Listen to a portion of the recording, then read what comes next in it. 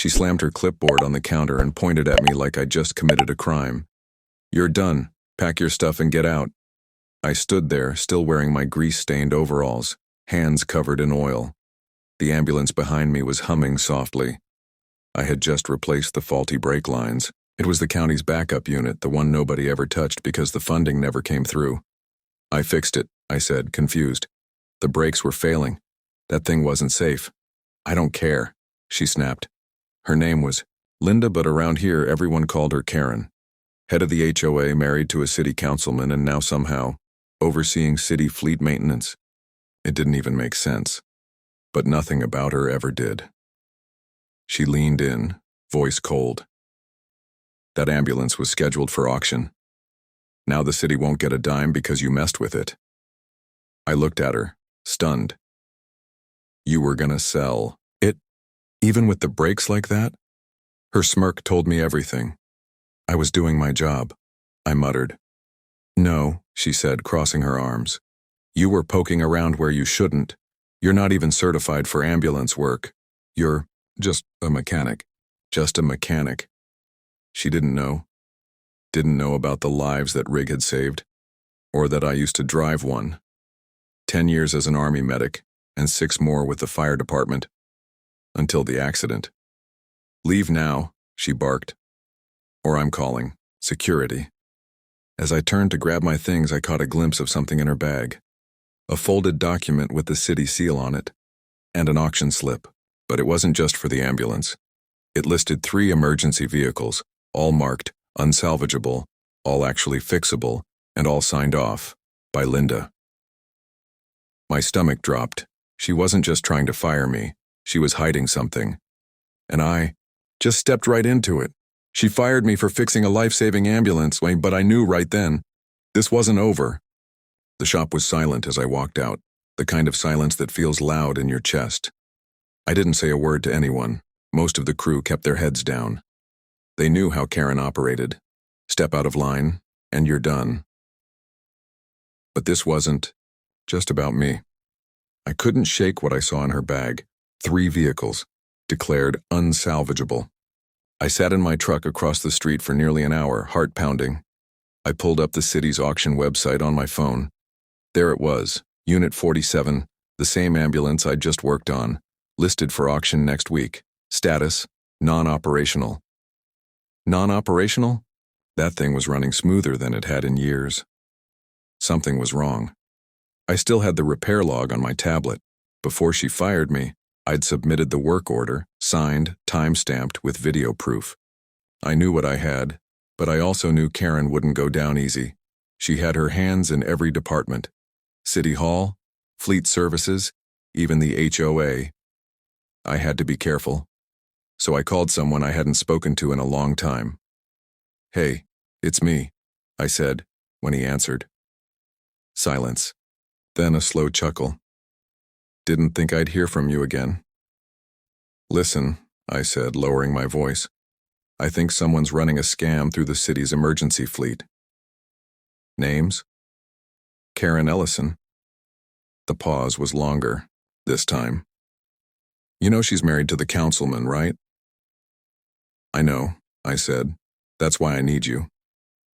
He sighed. "All right, I'll meet you tonight. Bring everything." As the call ended, I looked back toward the garage.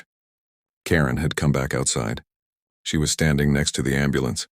She picked up her phone and laughed at something. Then she ripped out the brake lines. Right there, in broad daylight. And I realized she wasn't just trying to cover her tracks. She was setting me, and she destroyed the evidence, and I was the last one who touched it. That night I drove out to the edge of town. A diner just off Route 19. Quiet, half-lit, the kind of place no one asked questions. He was already there, sitting in a booth by the window, same leather jacket, same sharp eyes. "Still driving that rust bucket?" he said with a smirk as I slid into the seat. "Still pretending you're retired?" I shot back. This was Marcus. We'd served 2 tours together. He left the Army for Homeland Security, but he never really left anything. I handed him the tablet. All the repairs, video footage, She fired me 2 minutes after I submitted it. He scrolled through it slowly, then leaned back. This is solid. You documented everything. She tore the brakes out after I left, I added. Right in the open, she knows I saw her. Marcus raised an eyebrow. Then why isn't she hiding? I hesitated. Because she doesn't have to. He nodded slowly. She's baiting you. I blinked. What? She's not just trying to erase the evidence, she wants you to react, to come back, to make a scene. Then she files a report, claims you're unstable, dangerous. End of story. I felt a cold knot tighten in my stomach. She's done this before, hasn't she? Marcus didn't answer. Instead, he pulled a folder from his coat, slid it across the table. Inside were 3 names, all ex-city employees, fired or disgraced. 2 of them were arrested within weeks of challenging Karen's authority. One of them, dead. Overdosed, Marcus said quietly. At least, that's what they wrote. I sat there in stunned silence. She's been laundering city funds through fake emergency auctions, he continued. And anyone who gets in her way either disappears or gets buried in legal trouble. I looked down at the tablet. My name was already next on her list. What do we do? I asked. Marcus leaned forward. You said there was video footage, but that ambulance had internal cams too, right? I nodded. Yeah. Dash cam, rear, cabin, engine bay. And she doesn't know you activated them when you were testing it. My eyes widened. No. She has no idea. He smiled. Then we don't fight fire with fire. I leaned in. We bury her with the truth. She wanted a reaction. What she didn't know was I hit record before she even fired me. The next morning, I parked 2 blocks from the city fleet yard. I wasn't supposed to be anywhere near the place. Karen had already filed a formal trespass notice. One wrong move, and I'd be in cuffs. But I wasn't going inside. Marcus had pulled security schedules. We knew when the cameras looped and who was on duty. The real play wasn't sneaking in. It was watching her. From the back of my truck, I set up a live stream, not public, just to a secure folder Marcus had access to. The second anything went wrong, the footage would auto-upload to 6 different cloud servers. I wasn't taking chances. At exactly 9:17 a.m., Karen pulled up in her Mercedes. She wasn't alone. A man in a gray suit stepped out with her, someone from city accounting. I recognized him from council meetings. They walked right into the bay where the ambulance sat, still marked for auction. She opened the back doors. He looked confused, like something wasn't adding up. Then I saw her pull out a toolkit. I hit record. She started cutting wires. Engine cam, dash recorder. Even tried prying out the black box. The accountant looked panicked. He kept glancing. Over his shoulder, Karen, calm as ever. Then she did something that made my blood run cold. She placed a folded manila envelope on the floor of the ambulance, carefully, like a trap. Then turned to the guy and said, loud enough for the camera mic to catch, "This'll make it look like he came back to sabotage it. The prints will match, he's already on file." I clenched my fists. She was setting me up for a federal offense, tampering with emergency services. That was prison time. But what she didn't know was that the ambulance's external cameras were still functional. The night before I left, I rewired the power supply. They recorded separately, independently, and all of it, everything was being streamed. I called Marcus. "She just planted evidence," I whispered. "We got her, on tape." He was silent for a second. Then, "Meet me at the station, but don't walk in, just wait in the lot." I frowned. "Why?" "Because the lieutenant we need? He doesn't trust half his own department. Karen's got eyes everywhere." I stared at the screen. She was still in the ambulance, still talking, still confessing. She thought she erased the evidence, but she didn't know the whole thing was live.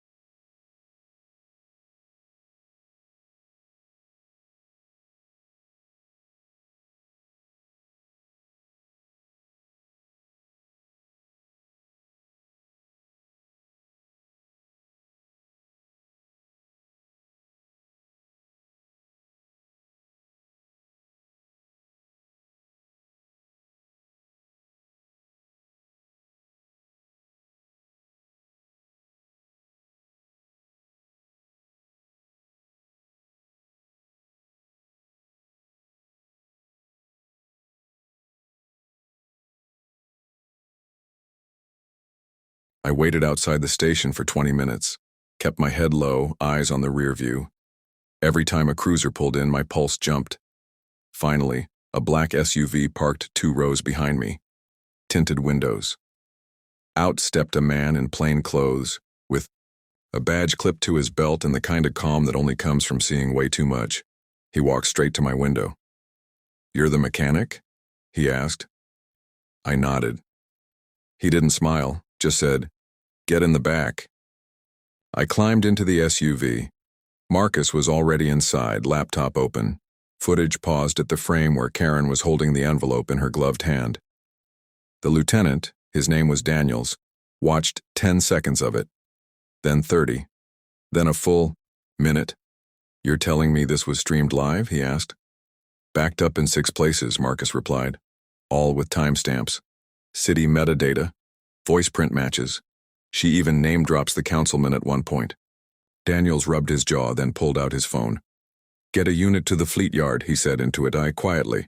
"I want that ambulance locked down now, nobody in or out." Then he turned to me. "Do not go home. Do you understand me?" I blinked. "Why?" "Because the second she finds out you're not taking the fall, she'll come looking for the backup files. Or worse, she'll try to make you disappear too." Marcus chimed in. "We've seen what she does to people who threaten the operation." Daniels nodded. "She's not going down without a fight.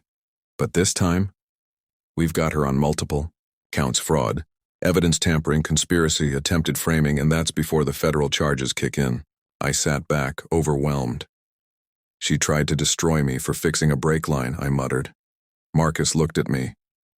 "She didn't fire you because you fixed it. She fired you because you exposed it." Daniels leaned forward. "But you made one mistake." My heart jumped. "What?" "You didn't come to us sooner." He let that hang in the air. Then added, "But you also made the smartest move possible. You hit record." She played her game like she always did, but this time she picked the wrong mechanic. That night, the news broke. Not the full story, just enough to cause whispers. City fleet under investigation. Multiple emergency vehicles recalled from auction. Possible fraud allegations. Karen wasn't named yet, but she knew. She must have known. Because at 11:42 p.m., a black sedan rolled up outside my sister's house. That's where I was staying, somewhere off the grid, no official tie to my name. She had no way of finding me. Unless someone on the inside tipped her off. I peeked through the blinds. The car idled for 5 minutes, then slowly drove off. Marcus texted seconds later. "Change location, now. They're watching drop points." We had backup plans. 3 safe houses, routes with no cameras, phones on airplane mode. This wasn't just a Karen story anymore. This was deep. The next morning, Daniels called. "She's gone," he said. "What?" "Didn't show up to the council meeting. Home address is empty. We got a warrant, but the place was scrubbed. Phones off, devices wiped, passport missing." "She's running?" I asked. "Looks that way, but don't worry, we've got the paper trail. Her husband's account funded those unsalvageable auctions. She's got too many signatures in too many places. She can't disappear everything." Marcus leaned over the speaker. "And we're about to make sure she can't disappear. From public memory either." I didn't get it until Marcus showed me the site he launched that afternoon. HOFraudfiles.com. Front page. A freeze frame of Karen holding the envelope inside the ambulance. Headline, "Mechanic fired for saving lives. Here's why she tried to silence him." The footage, the auction list, my repair logs, her voice, her face, all of it. It spread fast. First Reddit, then YouTube, then local media. By nightfall, Karen was trending in 5 states. Daniels called again. "She just made a mistake," he said. I was tired. What now? She got cocky. She crossed state lines with fake ID and tried to withdraw funds from a flagged account. Surveillance caught her. FBI picked her up at the airport. I froze. They got her? He chuckled. They got her.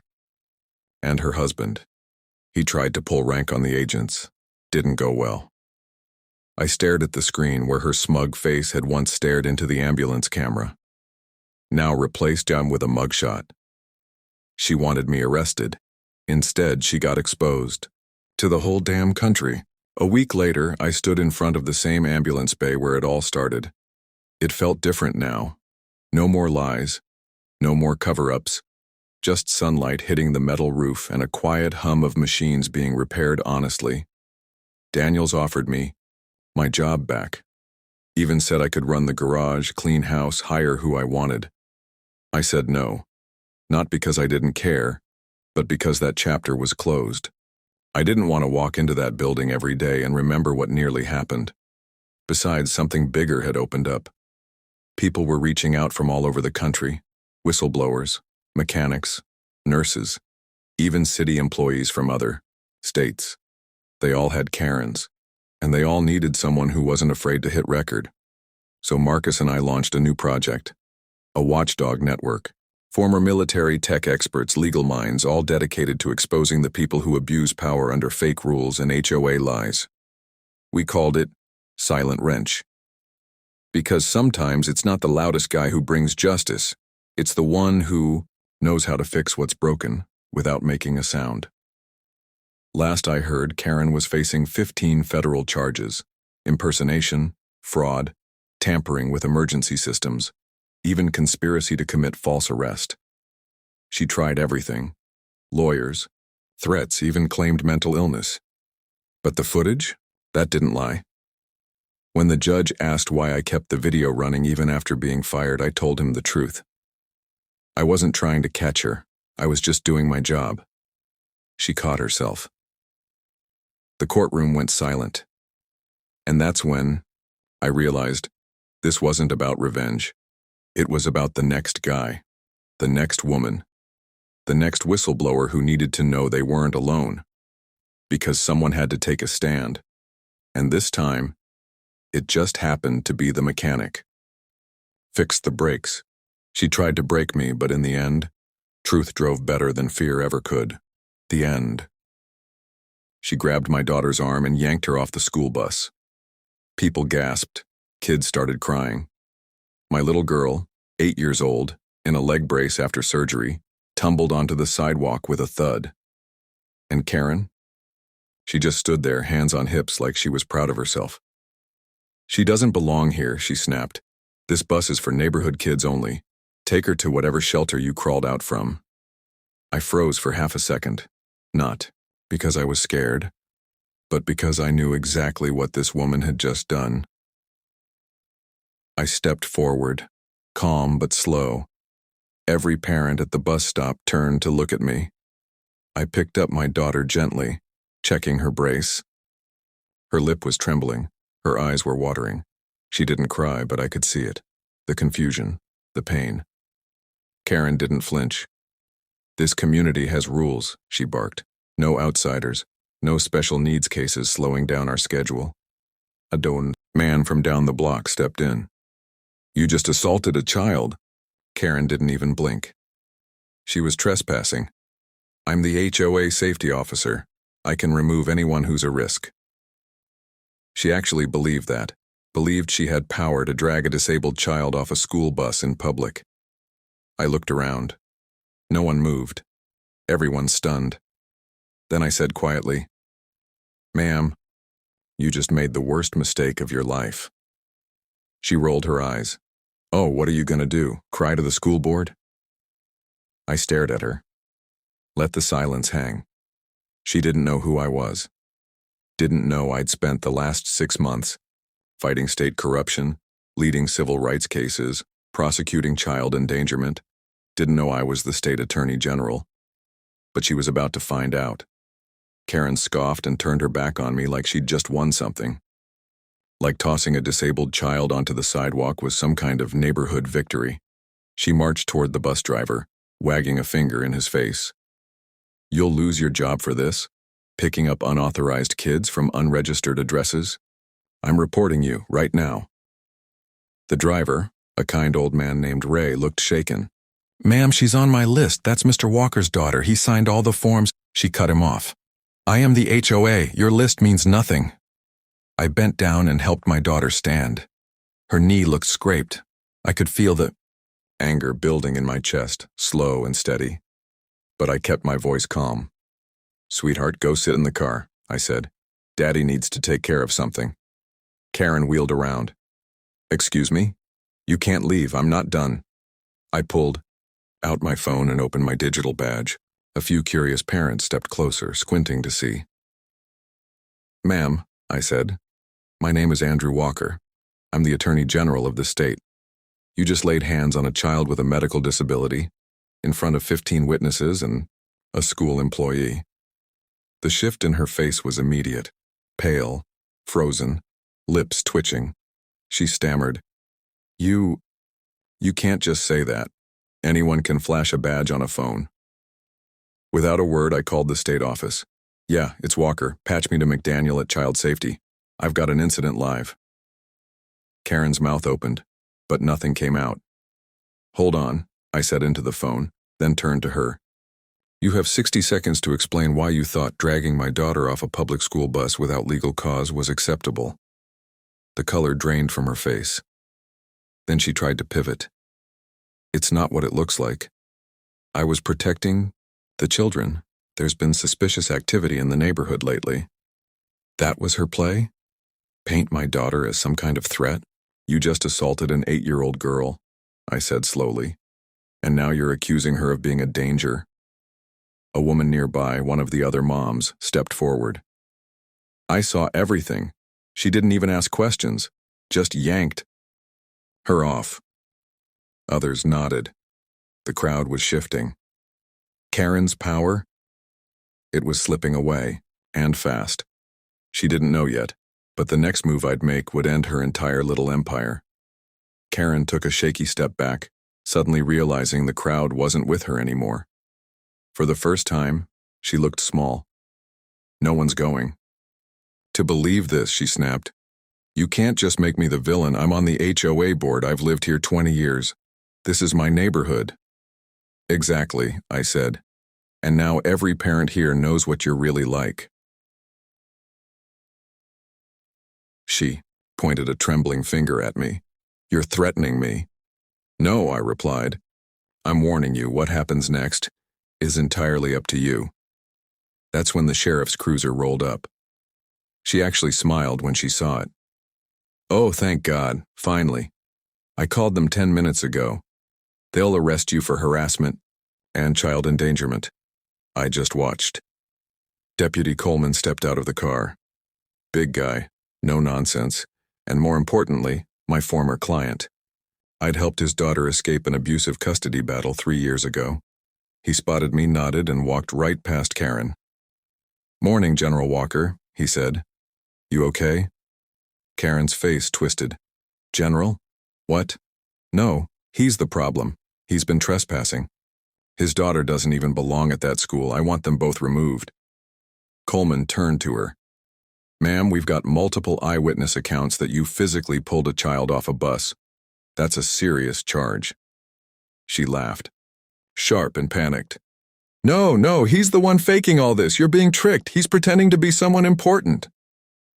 Coleman sighed and pulled out his own tablet. Ma'am, I just scanned his ID. He's not pretending. He's the state attorney general, and this entire stop is now considered an active investigation site. Karen started pacing in circles. You're making a mistake. This is all being twisted around. He's using his status to attack me. You dragged a child off a bus, Coleman said firmly. Doesn't matter if you're the president of the moon, that's illegal. Karen turned on the crowd. You all know me. I bake cookies. I run the annual Easter event. I fundraised for the community pool. Silence. Not a single neighbor spoke for her. That's when I leaned in and said quietly, It's not just your words that sink you, Karen. It's what you do when you think no one's watching. She finally realized we people were. Karen's breathing turned shallow. her eyes darting to every face in the crowd, searching for someone, anyone, to back her up. But no one moved. Not the moms who used to attend her HOA meetings. Not the dads who once waved politely from their lawns. Her reign was collapsing in real time. Deputy Coleman motioned to her. "Ma'am, I'm going to have to ask you to step aside while we take statements." She flinched. "You can't do this. I have rights. I'm on the HOA." Coleman didn't even blink. "And that doesn't give you the right to manhandle a child. We'll figure out the rest at the station." I stood silent, arms crossed, watching her unravel. Then she did the thing I didn't expect. She snapped. "You're all turning against me," she shouted. "This entire neighborhood has gone to hell since he moved in. His kind don't care about rules. They just barge in and do whatever they want." A gasp rippled through the crowd. "Ray," the bus driver muttered. "Oh no." Karen looked around, chest heaving as if realizing what she'd just said out loud. Her mouth opened, then closed. But the damage was done. One of the moms, a black woman holding her son's hand, stepped forward. "You mean his kind, like families with jobs, education, and kids who need a safe place to grow up? That kind?" Karen stepped back like she'd been slapped. "I didn't mean it like that." But she had. Everyone knew it. I looked her dead in the eye. "This isn't about property lines or buses, it's about control. And you just exposed what's really behind it." Coleman radioed something quietly and another cruiser rolled up the block. Karen tried one last time. "I know people, important people. The HOA will back me up." I tilted my head. "Interesting, because the HOA president called me 2 days ago to ask for legal help. They've been trying to get you off the board for months." That one landed hard. She blinked fast. "What?" "The only reason you're still there is because nobody wanted to deal with the drama," I added. "Until now." Coleman nodded. "We'll be taking you in for questioning. You can explain everything down at the station." Karen's hands were trembling as the cuffs clicked. Not tight, just enough to remind her she wasn't in charge anymore.